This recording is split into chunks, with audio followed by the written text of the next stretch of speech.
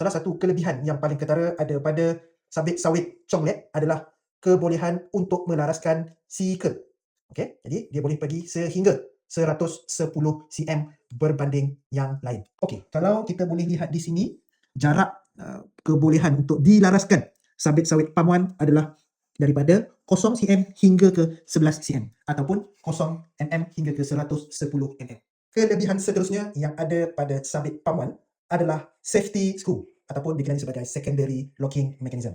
Kebiasaannya, penuai buah sawit akan masukkan harvesting pole ke dalam dan kemudian akan meletakkan skru di sini. Namun, kadang-kala boleh terjadi penuai buah sawit tidak ikat begitu yang ketat dan kemungkinan besar ia akan menjadi longgar. Contohnya sedikit longgar. Okay. Jadi, sabit palm flex ada secondary locking mechanism ataupun safety screw.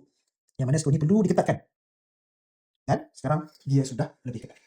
Namun, skru di sini masih lagi juga perlu diketatkan, tetapi ia lebih selamat.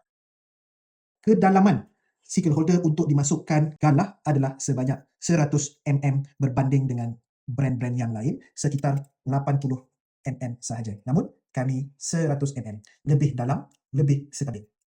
Untuk kelebihan seterusnya, sabit palm one menggunakan boat grade 12.9 12.9 berbanding boat biasa yang digunakan di dalam pasaran adalah grade aluminium. Boat grade 12.9 mempunyai kekuatan tensile yang lebih baik berbanding aluminium. Ini akan mengikat bilah sabit sawit dan juga galah kelapa sawit dengan lebih kuat. Warna sabit palm one adalah berwarna kuning, lebih jelas, lebih terang, lebih nampak dan jauh. Terutama bagi penggunaan pada pokok-pokok yang melebihi 40 kaki ke atas. Sabit palm one menggunakan material high carbon spring steel yang mana mempunyai kekerasan yang lebih baik. Lebih keras, lebih tajam. Maka lebih produktiviti untuk penuai buah sawit.